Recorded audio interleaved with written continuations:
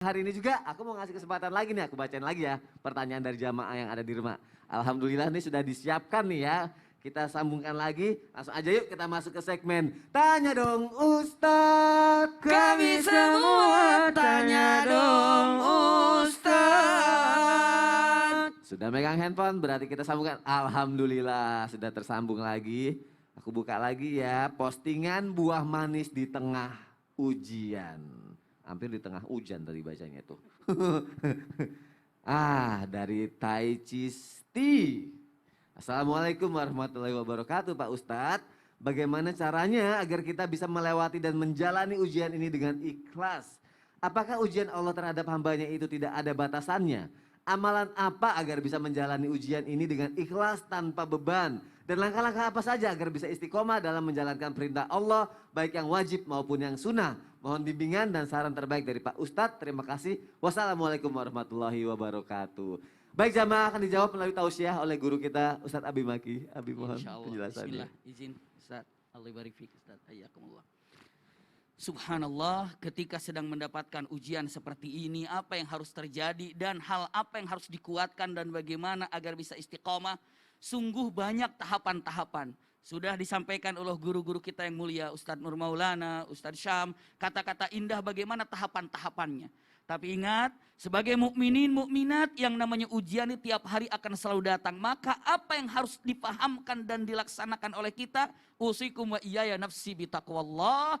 Karena yang namanya kesedihan, yang namanya kesulitan, yang namanya ketakutan, itu disebarkan oleh setan. Ima dengan berita-berita palsu atau berita hoaknya ataupun apa saja. Yang penting bagaimana caranya umat sedih, bagaimana caranya umat susah, bagaimana umat rasanya takut, itulah digambarkan. Maka ingat, kita sebagai mukminin mukminat caranya adalah ala bidzikrillahi tatmainnul qulub. Ini pertama.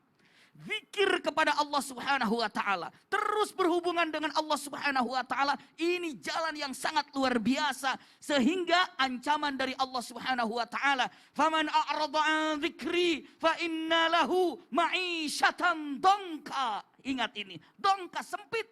Siapapun yang tidak pernah hubungan dengan Allah, maka apa yang terjadi? Kehidupannya akan dipersempit. Melihat keluarga menjadi susah, melihat kantor pekerjaan ini susah, melihat apapun yang di dunia ini kesempitan. Ingat, bukan dunianya yang sempit, tapi hatinya lah yang sempit. Gara-gara apa? Tidak pernah mengingat Allah Subhanahu wa taala. Ini dia. Tapi kalau mengingat Allah Subhanahu wa taala, setan manapun, jin manapun, iblis manapun, tidak akan pernah ada yang bisa untuk membuat manusia sedih ataupun susah. Karena apa? Inilah kenyataannya. Usikum wa iyaya nafsi bitaqwallah. Jadi dengan mengatakan apa langkah yang terbaik? Qiraatul Quran ini ada zikir yang terindah. Sehingga para kata-kata yang indah disampaikan apa? Afdalul dzikr qiraatul Quran. Sebaik-baik zikir adalah qiraatul Quran. Maka sebagai mukminin mukminat, mustahil Anda mengaku seorang mukminin mukminat kalau tidak bisa membaca Al-Quran. Maka punten, Allah akan berikan ketenangan kepada ahlul Quran, berikan kenyamanan kepada ahlul Quran. Ini yang pertama. Zikir dengan cara banyak membaca Quran. Dan yang paling indah baca Quran adalah di tengah malam ataupun di sepertiga malam. Inna nasyi'atal laili hiya asyaddu wat'aw wa aqwamu qila. Ini terindah. Obat yang terindah baca Quran dan ini adalah top yang paling indah. Yang keduanya apa? Punten. Sibukkan dengan amal-amal soleh. Ketika menyibukkan amal-amal soleh, apa yang terjadi? Kesulitan-kesulitan yang ada sirna. Karena kesulitan itu akan hilang ketika kita berkonsentrasi melakukan amal soleh apa yang harus dikerjakan saat ini. Tadi ayatnya dibacakan, fa'idha faragta fansab. Apabila selesai melaksanakan amal soleh yang ini, maka pindahlah kepada amal soleh yang lain. Wallahu a'lam bishawab. Allah ibarik fiik. Jazakallah khair Abi Maki. Jangan sampai hati kita sempit karena kita tidak mengingat Allah. Jamaah yang ada di rumah, ternyata bukan dunia yang sempit tapi hati kita yang sempit. Jamaah. Coba diulang dong. Ya, nah, ternyata bukan dunia yang sempit tapi hati kita yang sempit kalau kata Abi Maki. Masya Allah.